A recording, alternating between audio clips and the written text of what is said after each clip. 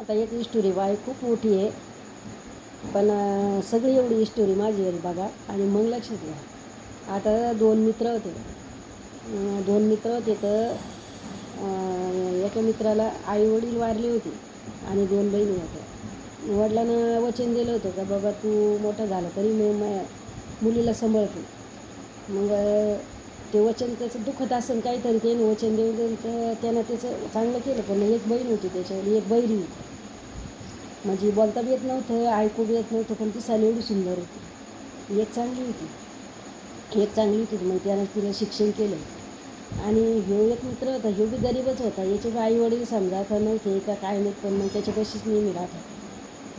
मग ते दोघं जण राहायला लागले. म्हणजे खूप म्हणजे भावाच्या पलीकडे राहत होते दोघं.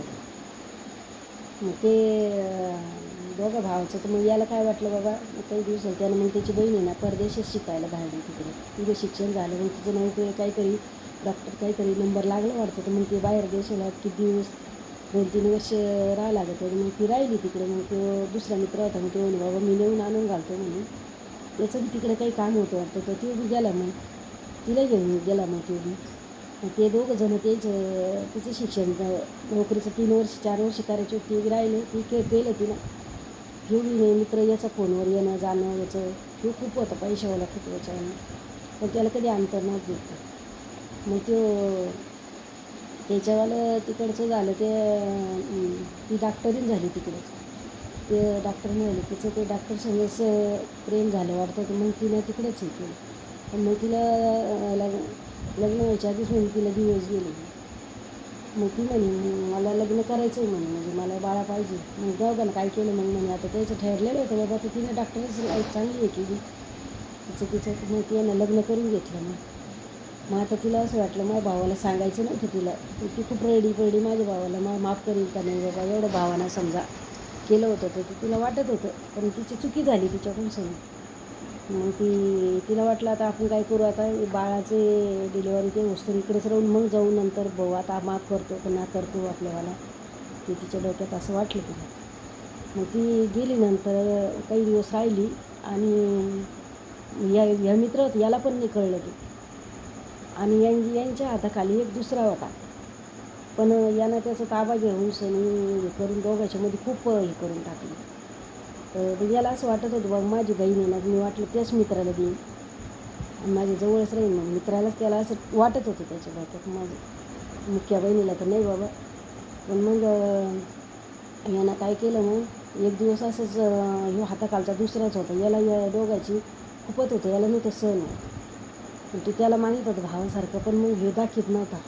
मग यानं याच्यापासून हे करून घेतलं आणि दोघायचं एवढं लावून दिलं. आणि मग तिकडं गावाकडे गेल्यानंतर त्याला कळलं. तो अचानक तिकडे कशाला गेला ह्यो मित्र याच्या भावाच्या हाताखालचा. तो तिच्याबरोबर गेला तर तो वेगळाच होता, पण ह्यो दुसरा होता समजा. ह्यो काम करी म्हणून जे समजा असं होता. मग याला कुठं सहन झालं, ह्यो गेलं तिकडे, त्याला ती डॉक्टरी आणि ते दिसलं, तिला दिवस जायला दिसलं. ते दिसलं मग तो तिच्या रूमापर्यंत गेला पाहिला. मग तिथे गेल्यावर त्यानं गेला तो आणि तितक्यात त्याच्या आधी त्यानं पाहून आला तो ध्यान ठेवूनच होता, याला हे करायचं होतं म्हणून सनी. मग तो मित्र त्याचा फोन आला आहे, त्याला सांगितलं. याला वाटलं त्याचंच आहे काय, पण मग त्याला फोन केला. तो म्हणे तू कुठं आहे म्हणे. तो इथं आहे. मग त्याला वाटलं या दोघांनीच लग्न केलं काय कोणी त्याच्या मित्रांना. त्यानं याला फसली याच्या डोक्यात असं. पण त्याला काहीच माहीत नव्हते विचारायला. पण यानं फोन केला, मग तो बी आला तिथं. मग त्याला कळलं की हे कसं काय झालं म्हणे, तो सांगितलं नाही, लग्न कसं काय झालं असं तसं. तिला 9वा महिना चालू होता.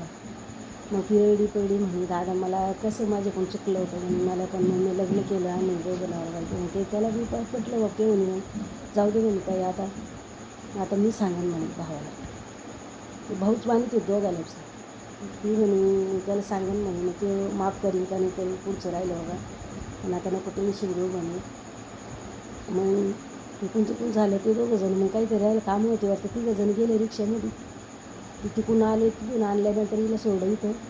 तोवर याचा डोळा तिच्यावरच राहिला.